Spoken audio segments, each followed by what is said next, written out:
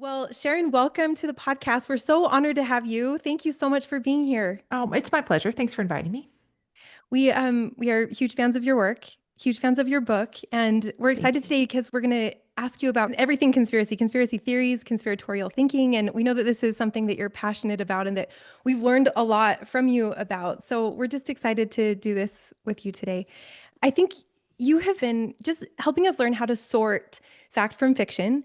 And we're grateful that you're still doing that. 5 years since COVID, with a lot of up and downs and roller coasters, that you're still in this with us. And you've been a real voice of reason and wisdom. And and so I think I'd like to just start, if you could, just tell us the telltale signs of conspiratorial thinking, because it feels like that's getting grayer and grayer and grayer. Hmm. Well, I understand why it feels grayer and grayer and grayer because sometimes it seems like, you hear something, you're like, that can't possibly be true. And then at some point, one of those things does come true, and you feel like, so I wasn't wrong. And it kind of validates in your own mind that, like, see, I'm not crazy. And so I do understand why this is a tough space to navigate. So the first thing I want to say is that conspiracy theories, conspiratorial thinking doesn't mean that real conspiracies never exist, Mm. because they do. Watergate, for example, was a real conspiracy. So there are examples of things from the past and even the recent past of real times when humans have conspired together to dupe people or to harm others. So I want to acknowledge that that's real as well. But I also think it's important to understand that very large meta analyses, and those are people who study studies. That's what a meta analysis is, a study of the studies. So this is not just like a one dude in a basement typing up some stuff and some thoughts and these are scientists who look at broad spectrums of studies, hundreds of studies, to do analyses on the findings of those. So, meta analyses have found that people who spend their lives immersed in conspiratorial viewpoints and thinking are more prone to things like anxiety and depression. They are not more prone to taking proactive action that helps improve their communities. They don't feel happier as a result of fully immersing themselves in this conspiratorial thinking. In fact, most of the downstream effects are negative. They Mm. don't actually have positive benefits in somebody's life or in their communities. So to me, that's just like one important takeaway. It's not bury your head in the sand and pretend everything's great and nobody lies, and like it's not that. It's not don't be informed. But there is a balance between being informed and immersing yourself in a manner of viewing the world that ultimately does not help make the world or your own life better. Mhm. That's such an interesting point. And I think there are two sides to this coin, right? For me, as I think about it, like one is when I'm interacting with people, and maybe I'm interacting with someone in particular who it does seem somewhat prone to conspiratorial thinking. Like I want to be able to have a conversation with them. I want to be able to have a relationship with them. And in some cases, I might have an agenda for them to like remove them a little bit from conspiratorial thinking. And then the other side of the coin, I think for me is like I want to be aware of this this type of sort of just like human impulse in the first place. I want to Hmm. be well informed. I want to be realistic. I want to be open. All of those things, and I don't want to be so dismissive that I can't. That I can't, when there is a quote unquote true conspiracy theory, that I dismiss it out of hand because someone has Yeah. called it a conspiracy theory at some point. So what would you say when you've written and spoken a lot about this? Like, what is your goal? Which side of the coin, or is it both of those? In terms of interacting with others, or is it more about looking for this in ourselves? Mm. Yeah, what a great question. So I totally agree with you that being in relationship with people is, if you ever want to have an impact on them in the future, really one of the only ways to do that is to remain in relationship with Yeah. them. Now, not everybody's safe to remain in a relationship with. I think that's important to acknowledge. Nobody should be forcing themselves to be in abusive situations. But if, let's say you have a buddy or an aunt, everybody's got a crazy uncle, almost everybody, right? Like at the Thanksgiving table, you're like, oh no, here we go. Like everybody's got somebody. If you ever want to have an impact on them in the future, cutting them out of your life is not going to be an effective strategy. So, to me, this is about holding your beliefs about, how the world works or your opinion about X, Y, and Z individual loosely enough so that when you are presented with new and better information, you have the ability to change your way of thinking. And that is the trick, because that is a difficult thing for a lot of human minds to do, especially when it comes to things like politics. We have now entered an era in American society where more people view politics as, let me re-say that, where some people view politics as more important to them than their religious beliefs. And we know this is true in part because if I say, well, I have a different faith background than you, I am Presbyterian or I'm Catholic or whatever it is, you might think to yourself, oh, okay. And then we can go on and have dinner together and have a nice time that evening, right? For many Americans, the idea of like a difference in faith beliefs is not a deal breaker. We can just talk about it maybe, or maybe we won't talk about it. We'd still be friends. It's not a big deal. But that is not true for many Americans when it comes to politics. You voted for the wrong person, and I don't know if we can be friends anymore. Yeah. I mean, we all know people like this, right? Maybe it's us. And so to me, that is a really big hallmark of the fact that our political identities have become part of our self identity. Yeah. And when something is part of our self identity, it is painful to be asked to give it up. It messes with your entire sense of self.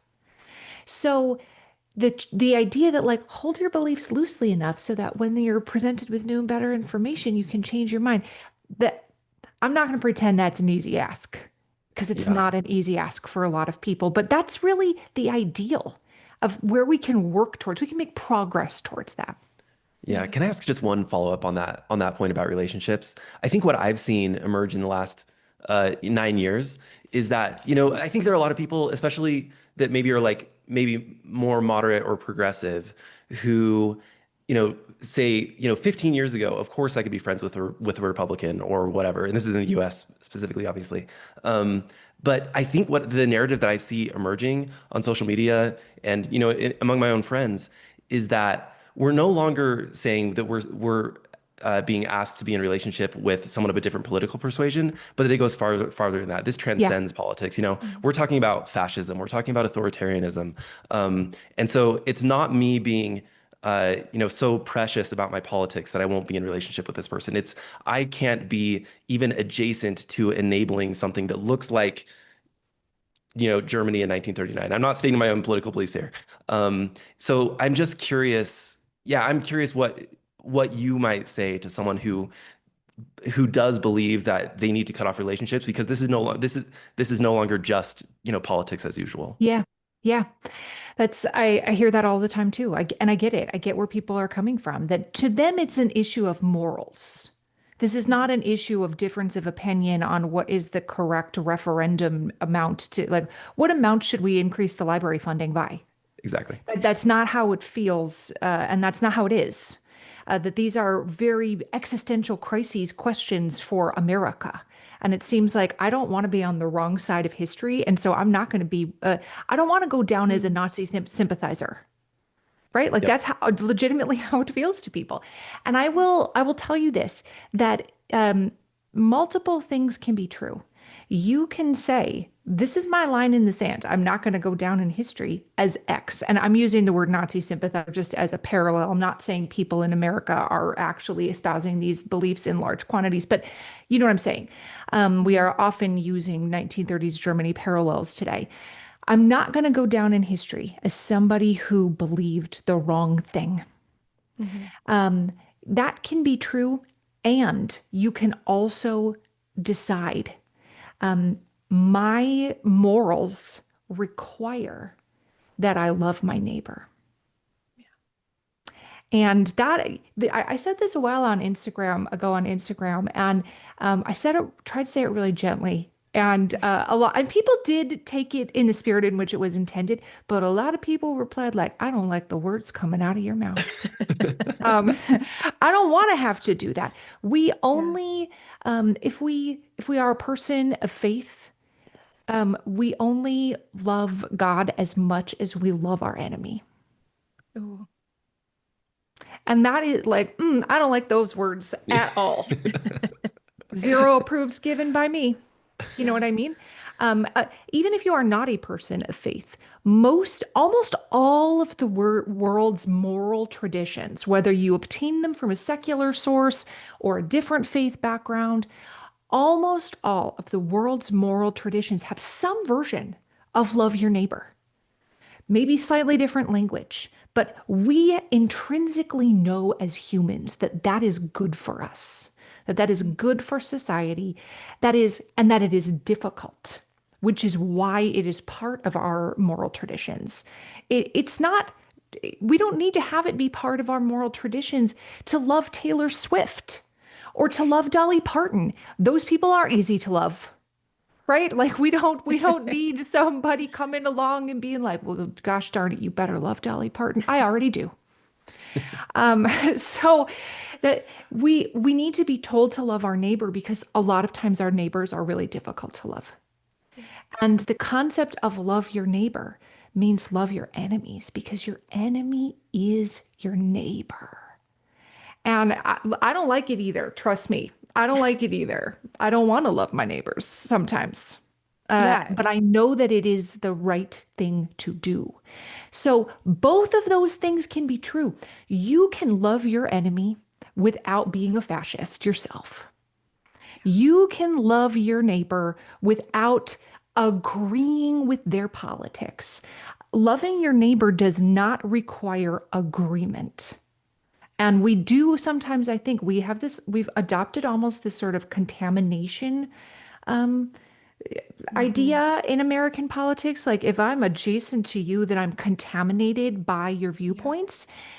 And I can't understand where that comes from. Like if my best friend is, a rapist and we're going on vacation together all the time, I can understand how the public would be like, that's not a good look.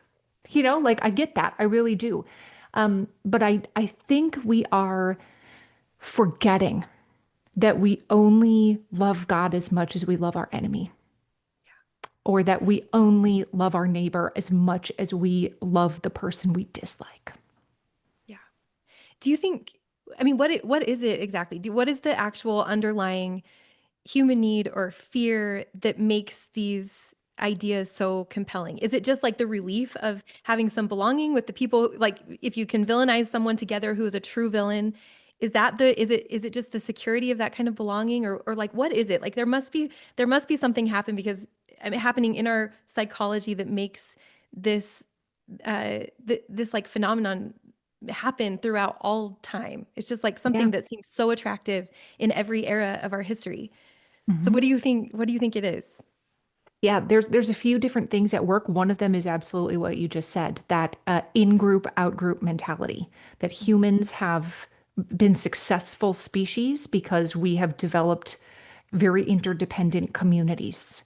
And we really need each other. And people who don't have communities, historically, you'd be just like out in the woods alone, and then you're wolf food, right? Yeah. So we do have deep in our psychologies need to be part of a group. It feels absolutely terrible to people who are not part of a group.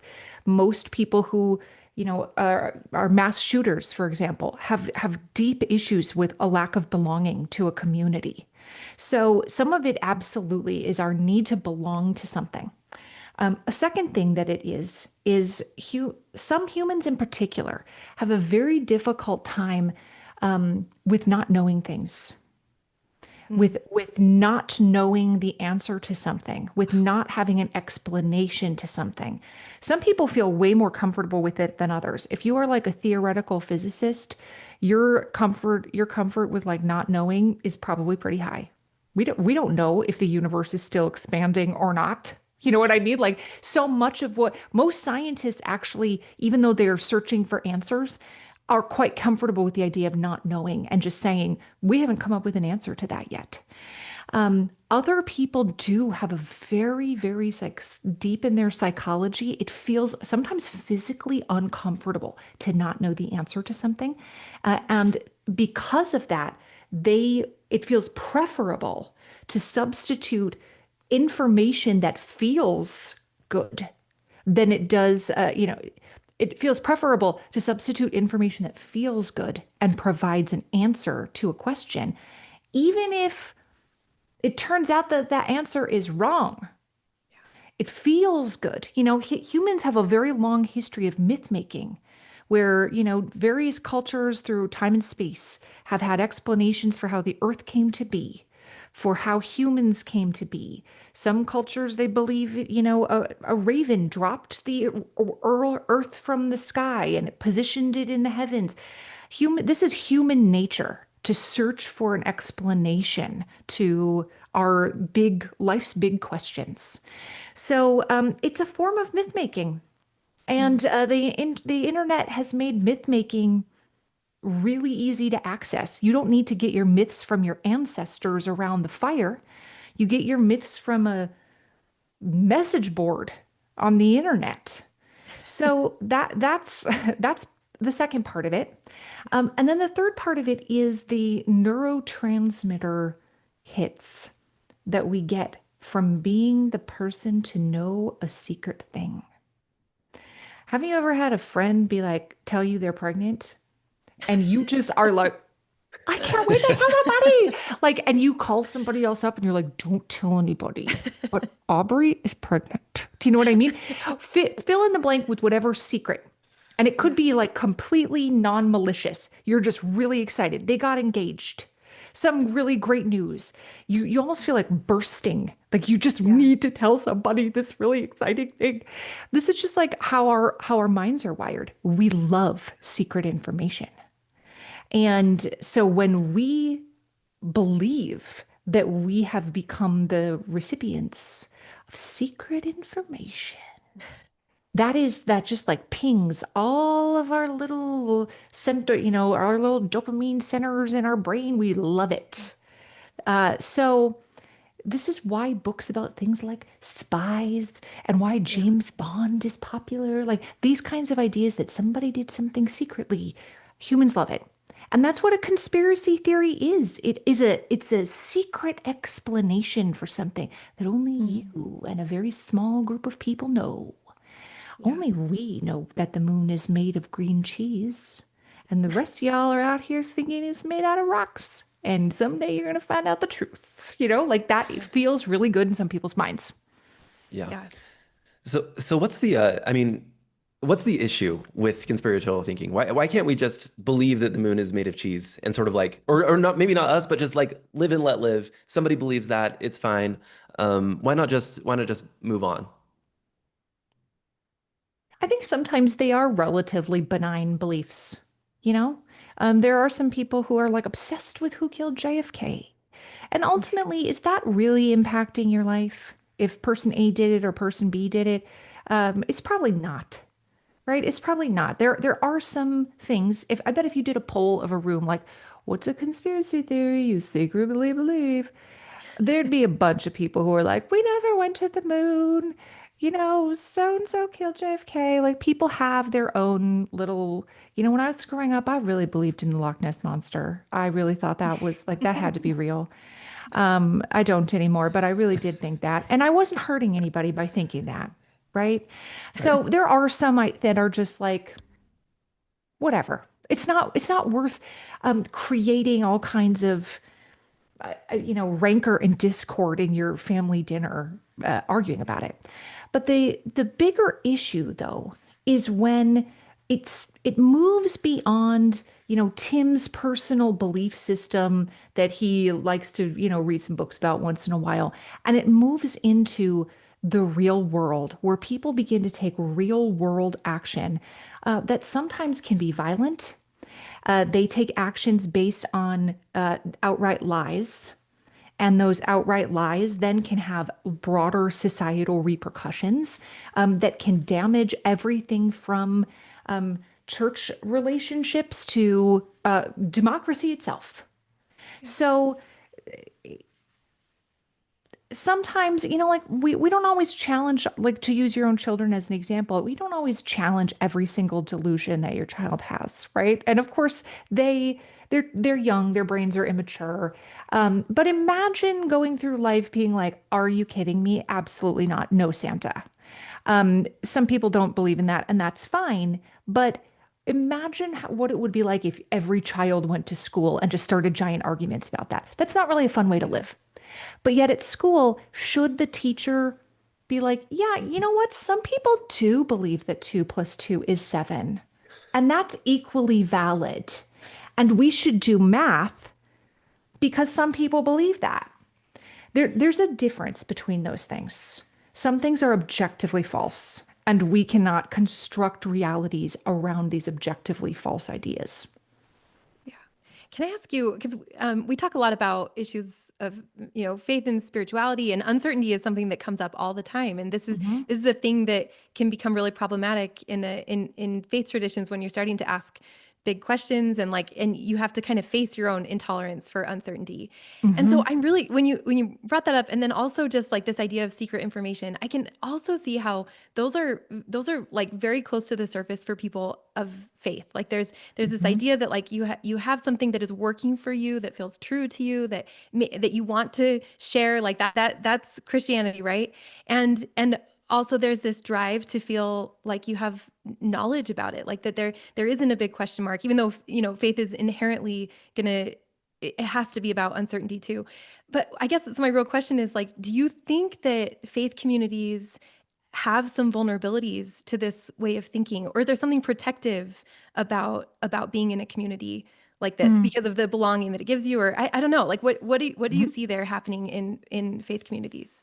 Yeah, I think it is very mixed. There are some faith communities that I think make people more prone to conspiratorial thinking, Really? and others that are actually quite good at inoculating them against it. Really? And I'll just give, high level example without naming names, but some faith communities actively teach people that's part of the mystery of faith. We don't know the answer to that question. And there are some things that we won't know the answer to. Some people might use the language, we won't know the answer to that this side of heaven. Maybe Yeah. someday we'll know the answer to that, but we don't know. And understanding the difference between sort of the mysteries of spirituality and the physical temporal world that we live in. Mm. These are two, they certainly interact because humans are spiritual beings, but the physical world is a different entity, than your spiritual life is. There are objectively true things about the physical world. Mm. And we have a much more difficult time saying things are objectively, measurably, scientifically true about the spiritual world, right? So I do see some faith communities that actively promote this idea that like some things we don't know the answer to. And that's okay. And it doesn't mean we stop searching for the answer to things. Mm. It Yeah. doesn't mean we just throw up our hands and just say, we'll never, not worth talking about. Um, I think about Judaism, for example, as being particularly good at wrestling with big questions and tolerating a variety of viewpoints about the Mm. answers to those questions. And you're not considered, in part because you are born into the Jewish tradition. You can be an atheist and be a Jew. Yeah. And that's tolerated within Judaism by and large. But the idea that like, well, they're still working on it.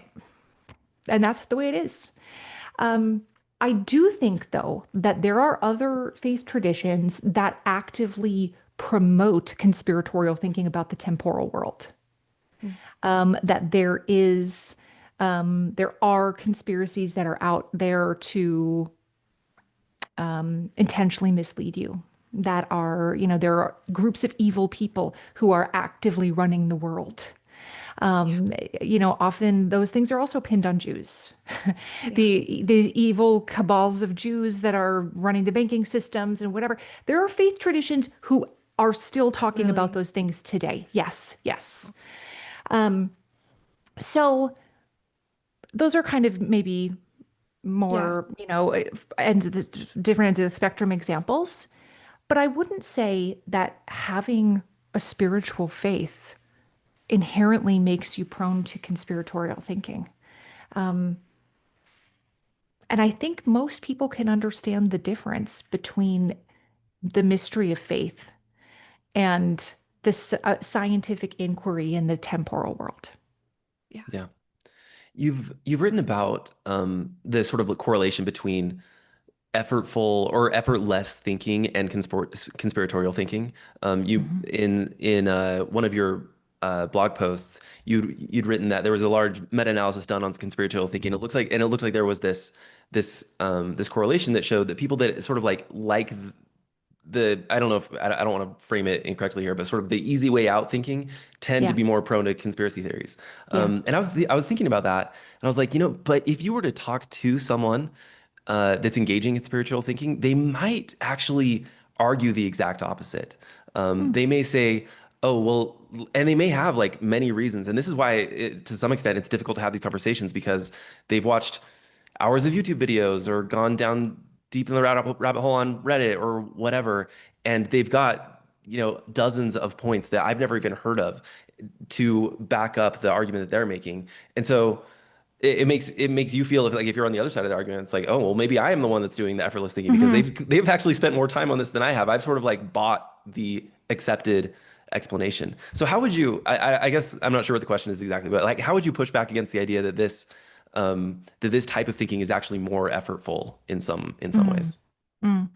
Well, okay, I'll give you the answer that I think is correct, but I will caveat this by saying, don't try to bring this up to people who are Yeah, Right. engaged in this kind of thinking because it's that's not fair. going to Yeah. go over.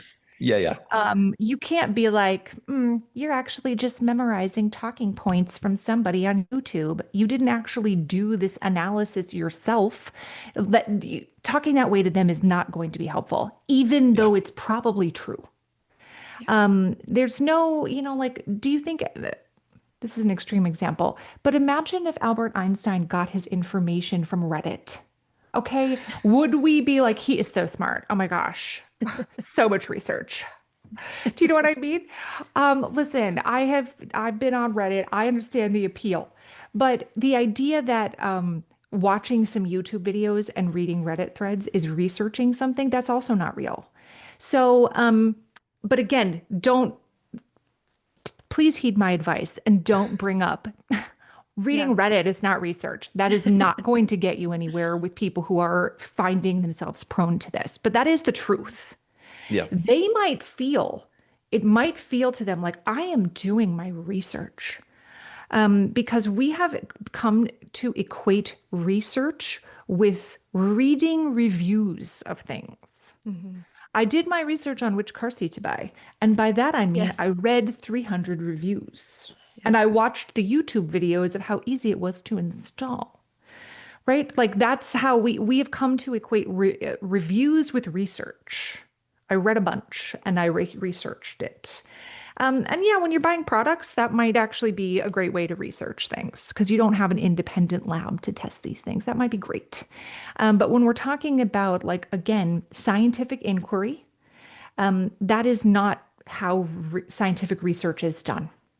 It's not done on Reddit. It's Yeah. not done on watching some YouTube videos and then like making note of the talking points and repeating them back.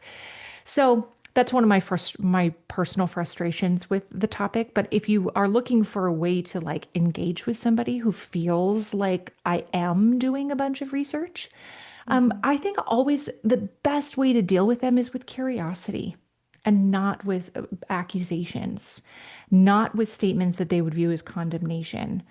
not with saying Reddit isn't research, even Yeah. though that's true. Asking them, I would love to hear more about um, when you first started believing that the moon might be made of green cheese. Do you remember when you first started thinking that, and what might have started changing your mind from like it's made of Mm. rocks to it's made of green cheese? That gives people a lot more room to feel comfortable sharing with you where they are getting their information from, and also to feel like maybe you actually do care about them and you aren't just trying to make them look stupid.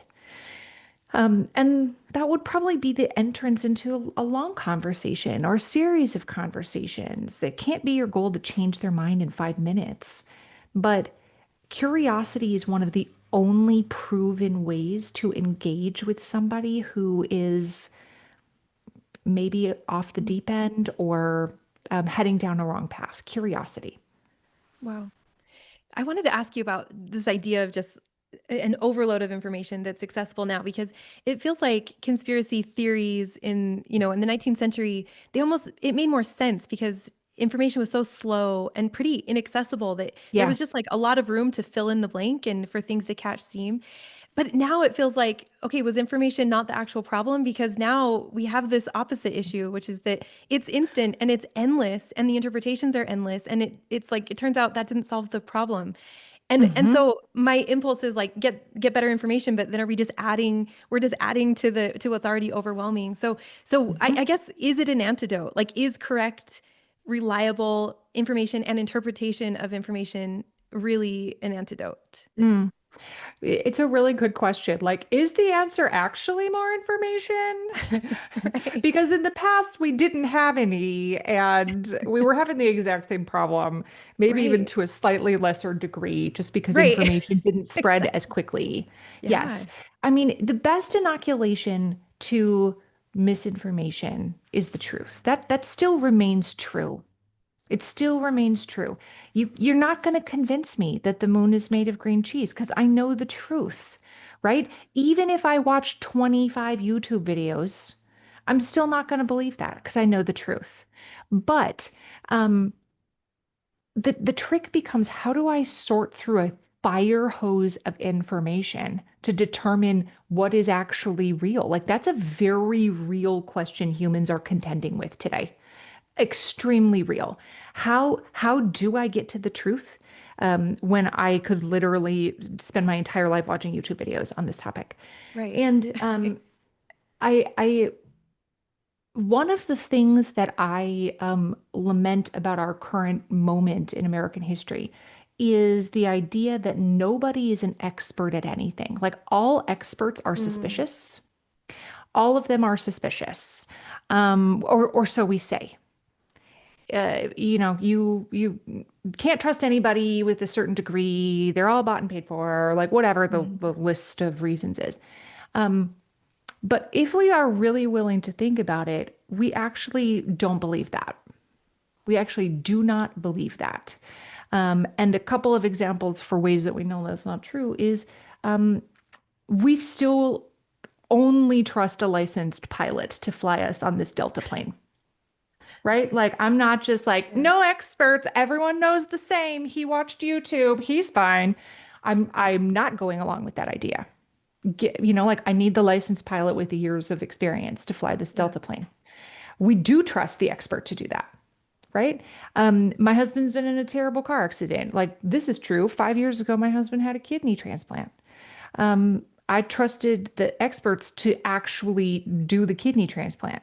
I did not want somebody with some YouTube video knowledge. So we actually do trust experts. Yeah. What we're saying when we don't like XYZ person who's in charge of fill in the blank thing is something actually different. We're not actually saying real expertise doesn't exist. So it used to be that because information was hard to come by, and you couldn't get information so easily, it used to be that you had no choice but to trust experts about things. And Part of our current social dilemma is the democratization of information and how it has made everybody feel like they're an expert. And Yeah. because they have Yeah. Reddit and YouTube. Um, and this is something sociologists will be studying for actually a very long time, is people's perception of their own expertise and sort of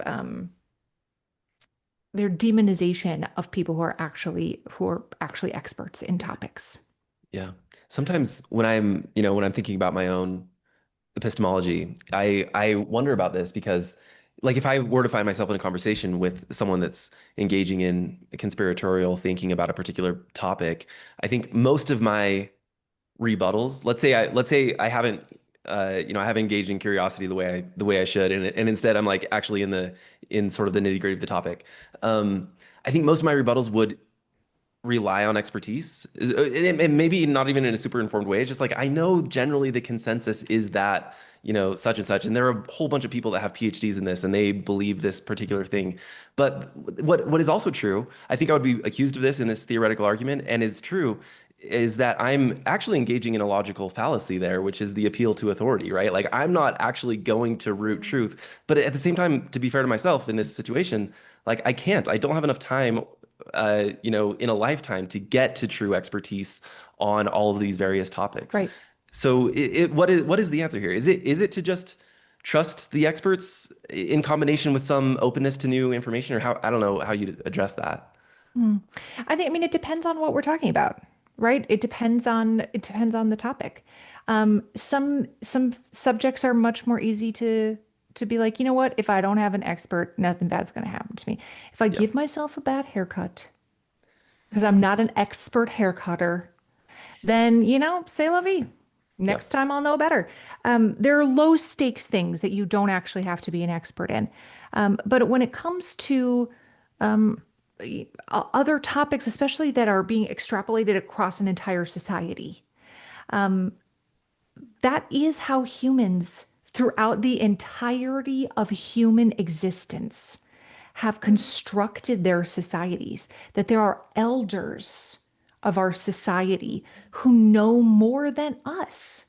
And it actually is it's kind of narcissistic of us sometimes to think that we can read some Reddit and know more than people who have spent 8 years building a prosecutorial case against XYZ criminal and have listened to every phone call and seen every piece of evidence.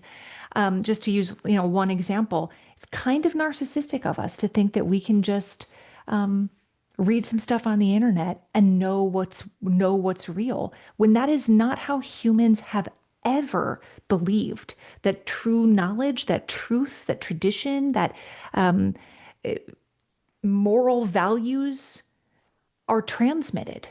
We've never transmitted them in any other way with the idea of like elders, experts, leaders. People call them different things in different communities.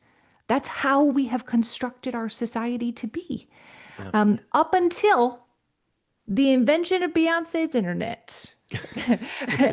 Now, and again, I love the internet. I'm not saying like, oh, internet bad, everybody get off the internet. That's not what I'm saying at all. It's pretty narcissistic of us to think otherwise. Yeah, it strikes me as you say that it requires some trust. I mean, I'm Yeah. never going to have the level of expertise that the elder, the expert, the leader, the institution in some cases has, Yes. and we're fighting a real societal force right now in which trust in elders and institutions, et cetera, is falling off a cliff. Yes.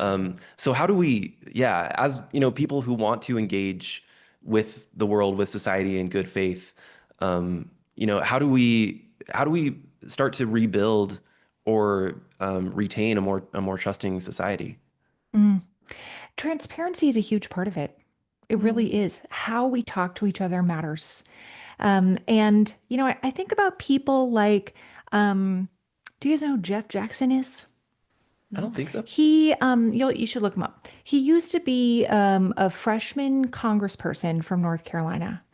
And when he got elected a couple of years ago, I want to say he got elected in 22. He'd been a like a prosecutor, and he got elected to Congress, and he just started making videos in which he was speaking to the camera very calmly and very directly, without being inflammatory, without being ridiculous, and just saying, tomorrow I start my first day at Congress. And just transparently sharing about his process of becoming a congressperson. And he developed a fandom on both sides of the aisle that was it took off in a way that he never expected. He just thought, like, I'm a congressperson from a district in North Carolina.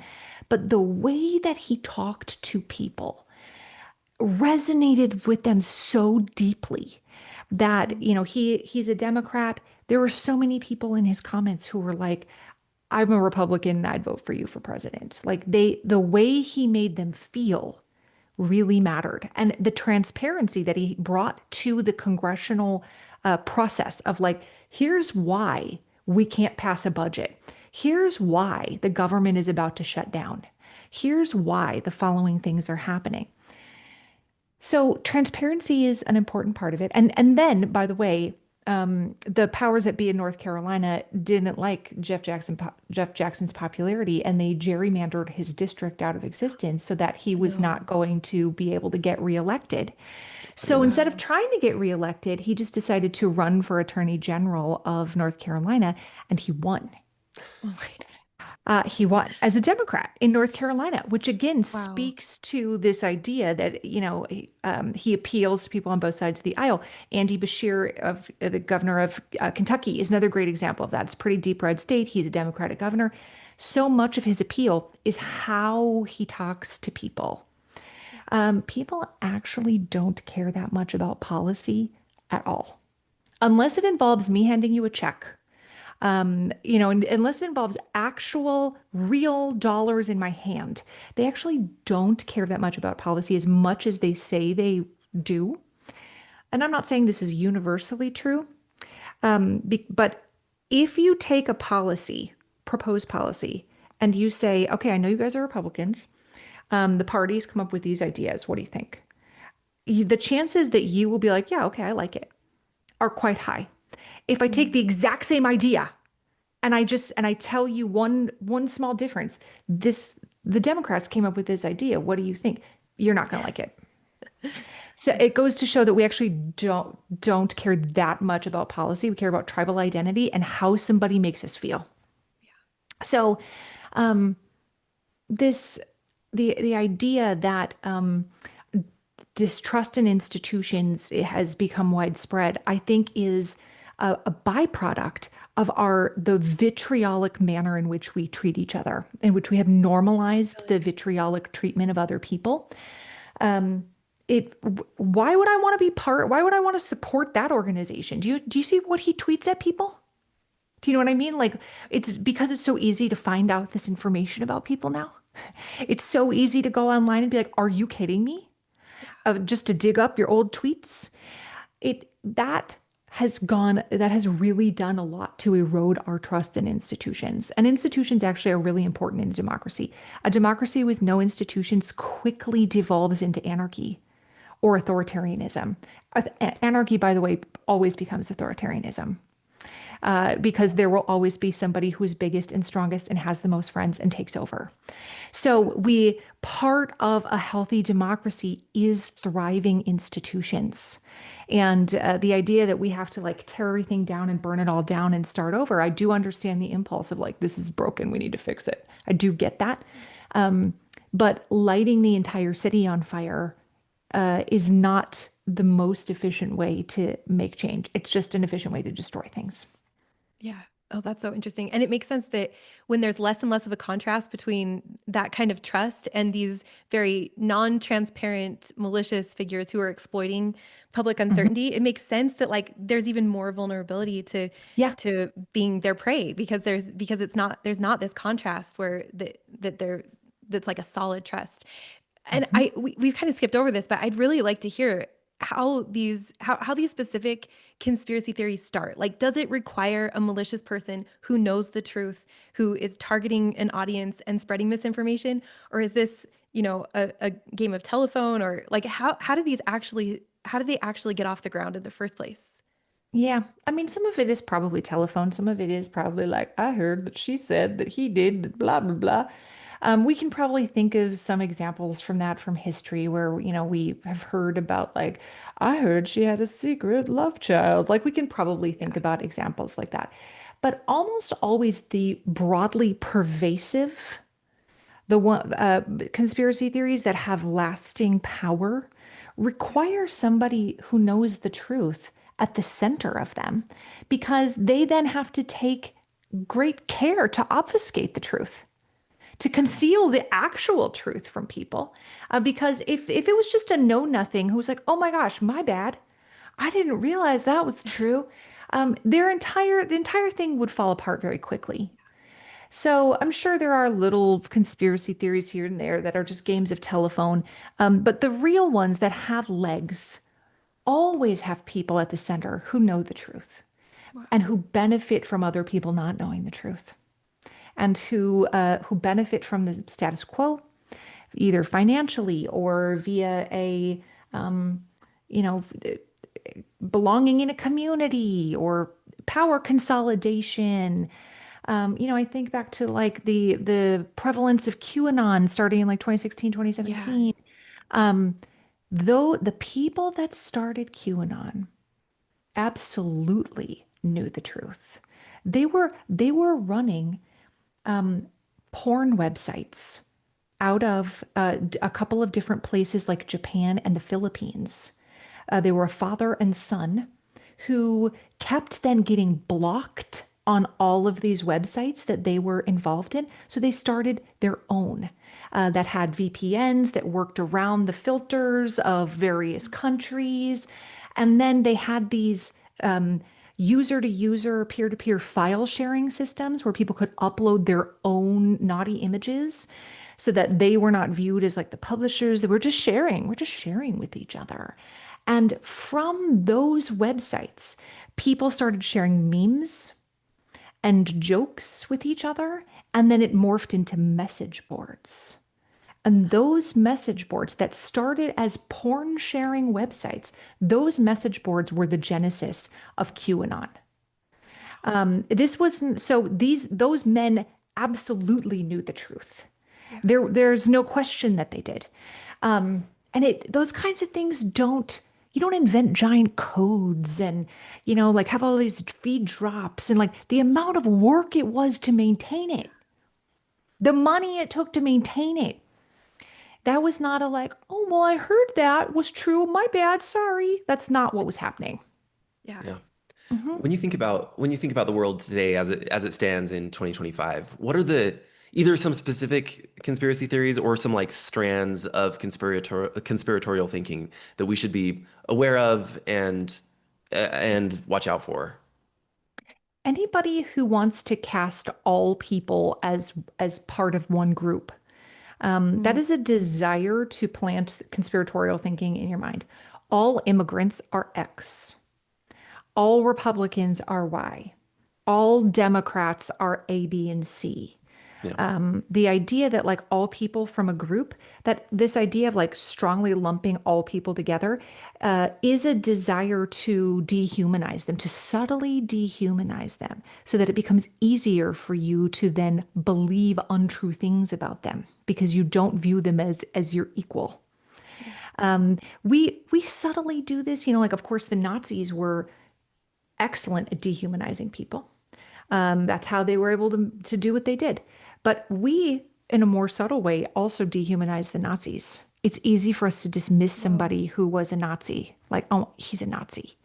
And I'm not saying the Nazis don't deserve all the shade. They do. But like, if you stop to Yeah. think about it, you do definitely think much, much less of that group. It's easy for you to lump all the Nazis into a group because we believe all of the bad things about them, and they're mostly true, right?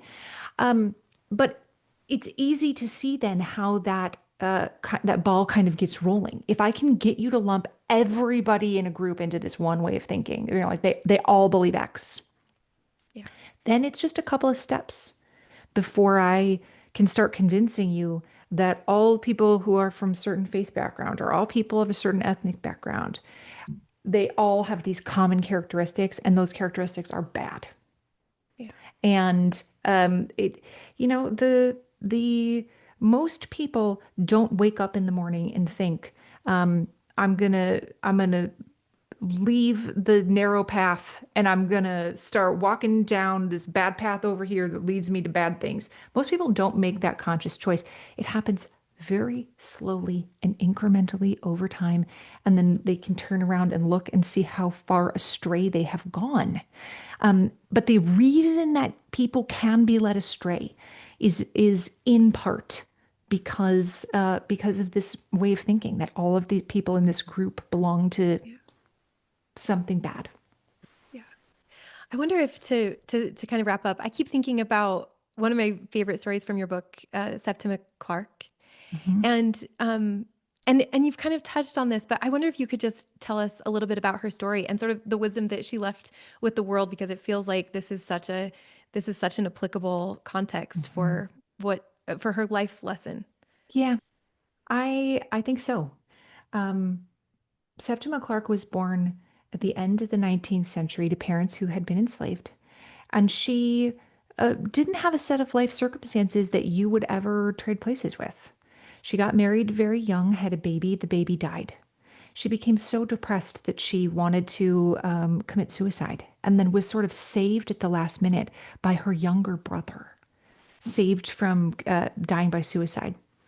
She has another baby. And shortly after that second baby is born, she discovers that her husband has a secret second life and is married to a different woman and has children with a different woman. And then he has the audacity to up and die, leaving her a single mom, which was an extremely difficult thing to be at that time period. It's still difficult, still very difficult.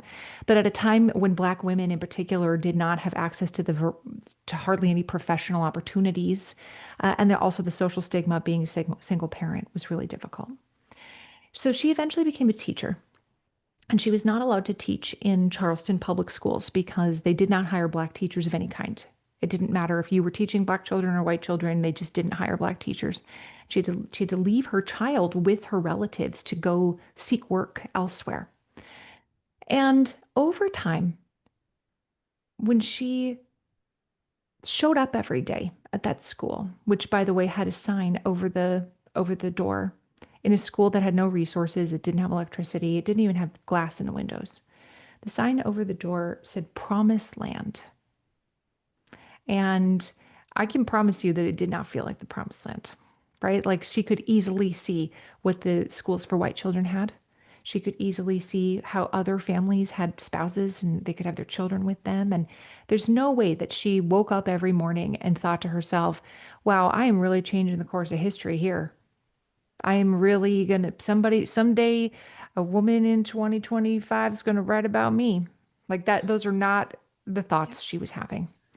Eventually, to make a long story short, her whole life story is more in my book, but to make a long story short, she eventually does become a teacher in Charleston, and then she gets fired from her job, in part because of conspiratorial thinking, in part because of a belief, a longstanding belief, that anybody who was part of the NAACP, the National um, Association for the Advancement of Colored Persons, that if you were part of that group, you were a communist. And we certainly could not have communists in our midst. So she eventually is fired from her job. And she has a little moment that I like to think about sometimes, which is like, joke's on y'all, because now I have all the time in the world to devote to being an activist. Now I'm not busy grading papers. Now I'm about to make your lives much harder.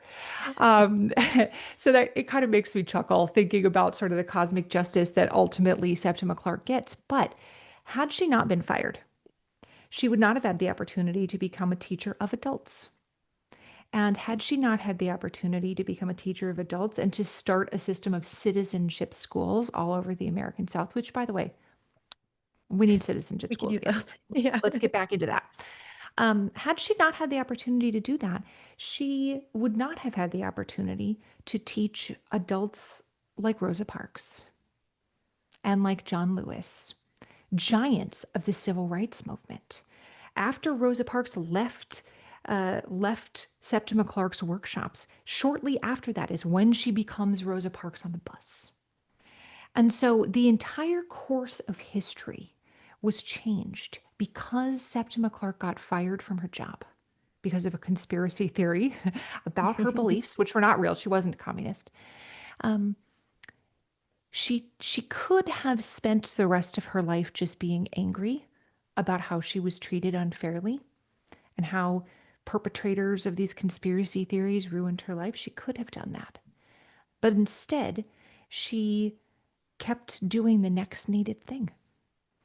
And at the end of her life, by the way, some of the best payback is when she eventually gets elected to the Charleston School Board. The group that refused to hire her initially, and then the group that fired her because she wouldn't stop belonging to this group. Then she gets to be on the school board. It's like, and now I'm your boss. Yeah. So sucks to be you. She gets to the end of her life, and people ask her, what have you learned? She's had a very long life. Um, she lived through a lot of difficulty. During the civil rights movement, she was prominent enough as a teacher of people like Rosa Parks that people were actively trying to kill her. Multiple times, people tried to firebomb her home, um, car accidents, like the hardship she lived through was very real. And she says at the end of her life that she has learned that she can work with her enemies because they might have a change of heart at any moment. And notice what Septima doesn't say. I let my enemies change me. I started believing what my enemies believed because I worked with them. My enemies rubbed off on me, and now I'm a bad person too. She knew that she could work with her enemies on things like the school board. There were absolutely still racists on the Charleston school board when she was on the school board, did not want a Black woman on the school board. In many ways, they were her ideological enemy. She knew that she could work with them for the betterment of children because they might have a change of heart at any moment. And how would her enemies have a change of heart if she doesn't work with them? Yeah. If they just continue having a bunch more racists on the school board, how would they ever have a change of heart? It's a really beautiful illustration of what it takes sometimes to remain in relationship with people with whom you deeply disagree. And I'll just leave it with this. I recently, earlier this year, had the opportunity to interview Condoleezza Rice, who was George W. Bush's national security advisor and secretary of state. She's an extremely accomplished woman who now teaches at Stanford. And, she is a Black Republican woman, not the most popular thing to be in America. And but yet she's very deeply involved on matters of like civic education. She really believes that children need to be educated on these topics. And I asked her what compromise means to her as somebody in her position, as somebody who has seen what she's seen. A lot of international relations is about compromise, right? And she said that so often we think of compromise as being this mushy middle where we both have to give up so much of what we believe that it just becomes this foundation of sinking sand. And that's what we think we're entering into when we agree to talk to somebody we disagree with or when we agree to work together. And she said, but that's not what compromise is. Compromise is the overlap of two firm foundations. And this is the place where we can stand next to each other and where we can build something that lasts. The overlap of two firm foundations is what compromise actually is. It's not this mushy middle where nothing substantial can happen. And that really stuck with me The idea that it's the overlap of two firm foundations where we can stand next to each other. That to me is a more important reminder than being right all the time, than making sure that everybody knows how smart and correct I am. That making sure that everybody knows about which degrees I have, and every single time that I've been correct and Jason has been wrong, every time Chad has said something mean to me and I was right and he was wrong. The idea that it's more important, it should be more important to us to build on a firm foundation where we can stand next to each other than to constantly be right and to end up with nothing but a mushy middle. Yeah. Love that. Thank you so much, Sharon. I found this conversation to be so helpful, and I find your approach on this topic and so many others to be realistic and compassionate and truly humanizing. So thank you for the amazing work you're doing, and we're very excited to see you in a few weeks at our store. I know. It's coming up quick. I'll see you soon. Coming up quick. Yeah. Okay. Yeah. Thanks, Sharon. Have a good one. Thank you.